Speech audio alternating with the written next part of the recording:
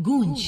रात के ठीक 1 बजे तेज बारिश और कड़कड़ाती बिजली में अपने घर की बालकनी में खड़ी सुमन खोई खोई कुछ सोच रही थी। अंदर आ जाओ ना। उसके घर के अंदर से आवाज आती है। तब भी सुमन काले अंधेरे में खड़ी न जाने किसका इंतजार कर रही थी, जिसमें से एक औरत अपने 2 बच्चों के साथ उसके पास वाले घर में लाल रंग की एक कार से उतरती है और बारिश में भागती हुई सामने वाले घर में चली जाती है। हेलो, कौन? मेरा कुछ सामान तुम्हारे पास है, लौटाओगे नहीं? आपका क्या सामान? कौन है आप? और मैं तो इस घर में कुछ सेकंड्स पहले ही आई हूँ। आपको यहाँ का नंबर कैसे पता चला? मम्मी, हो सकता है कि जो फैमिली यहाँ पहले रहती हो, ये कॉल उनके लिए हो। नहीं नहीं, ऐसा नहीं है। बाहर कड़कड़ाती बिजली एक अनजान आदमी के फोन ने नेहा को डरा दिया था। वो फौरन कॉल रख देती है। चलो बच्चों, कमरे चलते हैं, मैं तुम्हें सुला देती हूँ। पर यहाँ इतने अंधेरे में तो कुछ भी नहीं दिख रहा। मम्मी, फ्लैश लाइट ऑन करो ना। नेहा फ्लैश ऑन करती है, जहाँ उसे ऊपर जाने की सीढ़ियाँ दिखती हैं और चारों तरफ सफेद कपड़ों से ढके हुए फर्नीचर। तभी नेहा की 3 साल की बेटी उससे कहती है, मम्मा घोस्ट। नो माय लव, ये तो व्हाइट क्लोथ्स है।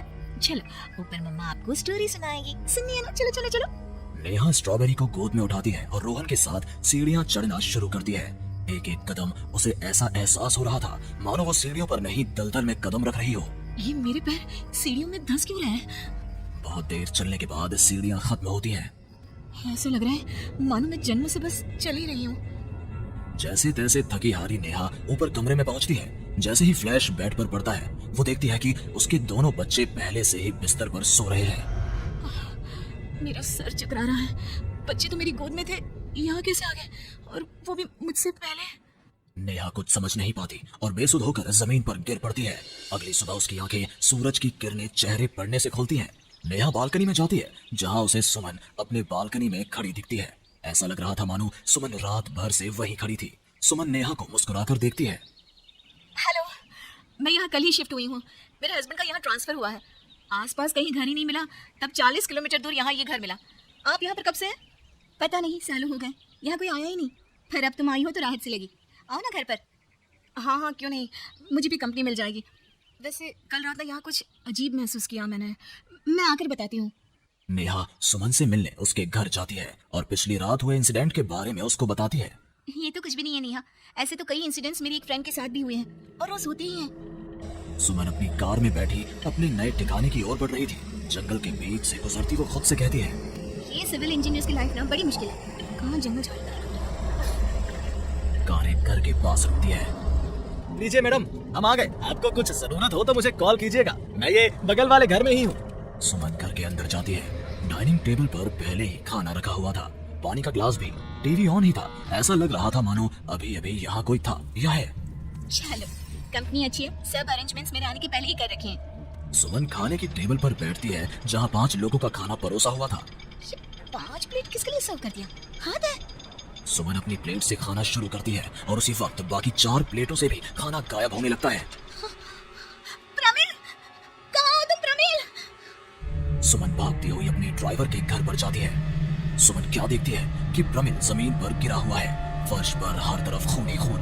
प्रमिल के मुंह से भी खून आ रहा था। वो कराहता हुआ कहता है, मैम, यहाँ रूह रहती है, ये आपको भी नहीं छोड़ेगी। ये कहते कहते ही प्रमिल दम तोड़ देता है और सुबह के 11 बजे अचानक ही अंधेरा छा जाता है। चारों तरफ से अजीबोगरीब आवाजें आने लग जाती हैं।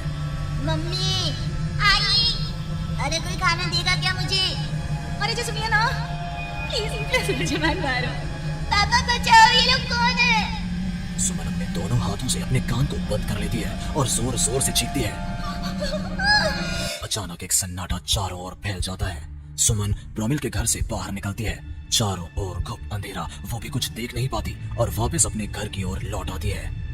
इससे अच्छी तो मौत होती, ये मैं कहाँ फंस गई। मम्मा गोदी। अरे सुमन, क्या मरने वरने की बात करती रहती हो? जाओ मेरे लिए चाय बनाओ। ये कौन बोल रहा है? तभी अचानक से घर की लाइट्स ऑन हो जाती हैं। सुमन देखती है कि वो किचन में है। उसके ठीक बगल में एक औरत, जिसके बाल उसके चेहरे की ओर थे, गैस के फ्लेम में अपने दोनों हाथों को पका रही थी। तुम कौन हो तुम? और यहाँ क्या कर रही हो? इनको बहुत पसंद है मेरे हाथों का खाना, तुम्हें भी चखवा दूं क्या? कर्कश आवाज में ये कहती हुई वो औरत झट से सुमन के हाथों को आग में डाल देती है। सुमन चीखती रहती है, पर वो औरत उसके हाथों को नहीं छोड़ती। तुम्हारे पेट में एक बच्चा है ना, सुन लिया मैंने। और औरत ये कहती सुमन के पेट पर हाथ फेरने लग जाती है और उसके पेट में हाथ डालकर मांस का टुकड़ा बाहर निकाल कर खा लेती है। ओह, मेरा बच्चा। ये तो कुछ भी नहीं, उधर देखो। वो औरत दीवार की तरफ इशारा कर दिया है। दीवार पर खून के ऐसे धब्बे थे मानो नवजात शिशुओं को उसी दीवार पर पटक पटक कर मार दिया गया हो।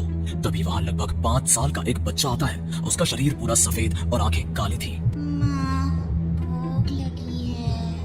वो औरत अपने आग में सेके हुए हाथ को वहीं पास में पड़े चाकू से काटकर बच्चे को खाने को दे देती है। सुमन तो समझो अब मर ही चुकी थी। इतना कुछ देखने के बाद कौन ही जिंदा रह सकता था। अब उसका शरीर भी गवाही दे रहा था। एक कदम भी चलना मुश्किल था। वो दीवार को पकड़ पकड़ कर बाहर हॉल में आती है, जहाँ डाइनिंग टेबल पर 5 लोगों को बैठा देखती है। बिना सर का एक आदमी टेबल पर अपने बीवी और 3 बच्चों के साथ बैठा था। सभी सुमन की ओर देखते हैं। मम्मी, तुम मेरी मम्मी बनोगी या हमारी जैसे पोची लग रखे हैं बहुत सारे। फिर उस लड़के का क्या हुआ? वो अब जिंदा है? हाँ, उन लोगों को एक जिंदा इंसान भी चाहिए था जिसे वो रूही रोज मारे। रोज पता नहीं कितनी ही रूहें हैं। आज भी 1-2 तो दिखी जाती हैं। वो लड़की तो बस निकलने का राह ढूंढ रही है, पर वो निकलेगी कैसे? क्या कोई तरीका है? हाँ, किसी और को उन रूहों के हवाले कर देना यही एकमात्र रास्ता है। तो उसने किसे उन आत्माओं के हवाले किया? किया नहीं, आप करेगी। तुम्हें ये वही कर है। और वो लड़की मैं हूँ। अलविदा नेहा।